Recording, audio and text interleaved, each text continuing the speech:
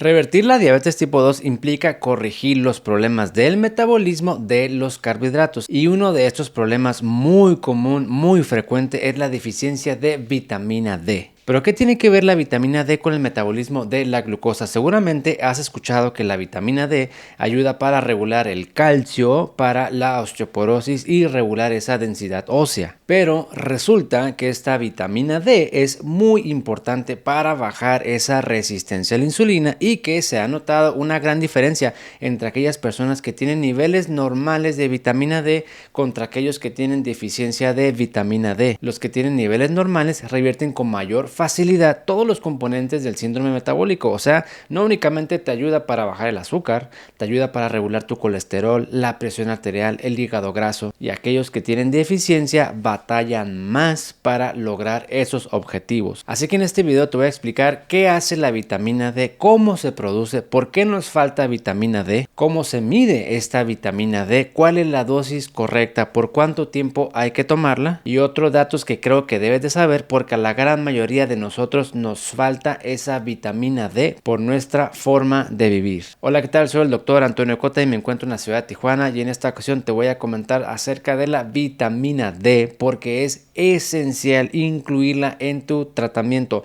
Yo soy de la idea, y creo que vas a estar de acuerdo, que hay que utilizar todo aquello que te pueda ayudar a revertir por completo esa diabetes, que no nomás es bajar el azúcar, Bajar el azúcar es un punto muy importante, pero también eliminar la diabetes, que no es lo mismo. La diabetes vienen siendo las causas, los errores, las deficiencias del metabolismo de los carbohidratos, incluyendo la deficiencia de vitamina D. La vitamina D es una hormona que te ayuda para muchas cosas, las cuales se puede obtener a través de la dieta, pero también nuestro cuerpo la produce, que de hecho la producción endógena de vitamina D es la principal fuente de estos niveles en sangre. Pero en este proceso interviene la piel, los riñones e hígado. Si tenemos algún problema en estos tres órganos, puede que nuestra síntesis endógena de vitamina D se vea afectada. ¿Qué problema podríamos tener en la piel que nos genere una deficiencia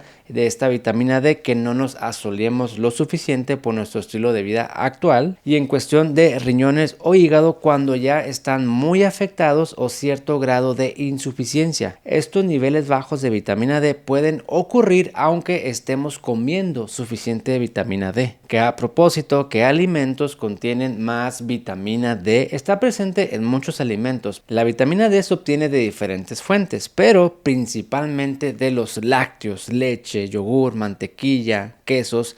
Pescado, por ejemplo, atún o comida del mar también es alto en vitamina D. Sin embargo, yo en lo personal y con lo que he observado, no creo que se vaya a corregir esa deficiencia únicamente incrementando la ingesta de estos alimentos. Ahora, comer más de esto puede que sí te corrija la vitamina D, pero también trae otras sustancias que no te conviene excederte, siendo la forma más fácil de reponer esa vitamina tomando suplementos. Pero antes de eso, conviene medirlo. Y hay otro factor que disminuye aún más esa vitamina D, que es la inflamación crónica.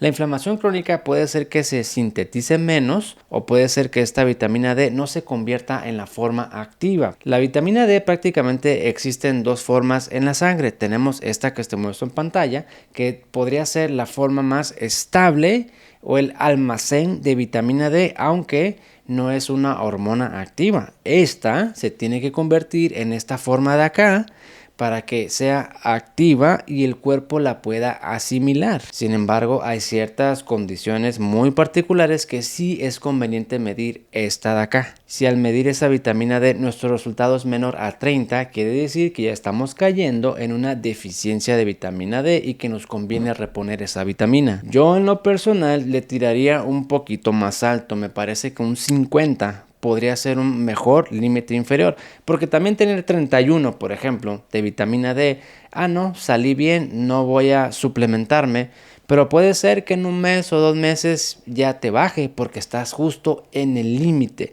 Si lo subes a 50 aproximadamente, y esto es con base en mi opinión, te da más margen por si sucede alguna eventualidad, alguna inflamación, alguna cirugía o algún inconveniente, tengas más reserva de vitamina D y puedas hacer frente con tu metabolismo ante esas situaciones. Estas mediciones de vitamina D son muestras de sangre que casi cualquier laboratorio lo tiene a disposición. Ahora bien, ¿cómo tomar esta vitamina D? Bueno, hay muchas presentaciones, hay de 1000 unidades, 2000 unidades, 4000, 5000, 10000, hasta 100,000 unidades. En casos de deficiencia, yo te recomendaría agregar 4000 o 5000 unidades al día por al menos 3 meses. O bien la otra opción es utilizar una tableta más grande de 100,000 unidades, pero esas tabletas de 100,000 unidades se toman una sola vez al mes.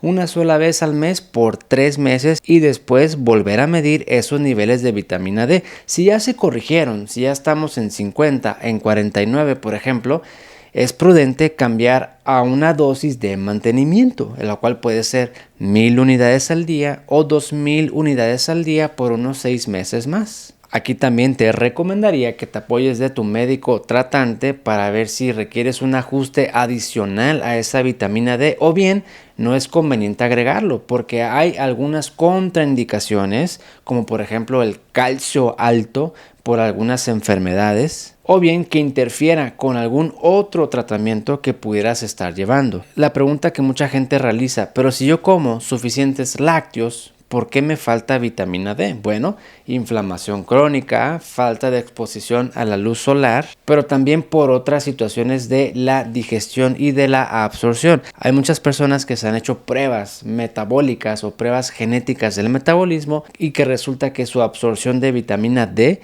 es deficiencia por naturaleza o por diseño, por así decirlo. La mala calidad del sueño, la mala gestión de las emociones son situaciones de estrés que hace que esa vitamina D no se absorba de forma adecuada o bien no se esté produciendo o bien que no se transforme de la forma inactiva a la forma activa. Otra pregunta frecuente, ¿con o sin vitamina K2? Yo he observado que no es necesario agregar esta K2 para subir esos niveles de vitamina D y corregir la deficiencia. Con o sin calcio, también he observado que para corregir esos niveles de vitamina D no es necesario agregar el calcio, a menos que ya se tenga otra condición, osteoporosis, osteopenia, hipocalcemia, probablemente sí sea prudente tomárselo junto con calcio. Así que aquí lo tienes. Si esto no lo has considerado, no lo has medido o no te has suplementado, adelante. Trata de agregarlo porque es bien importante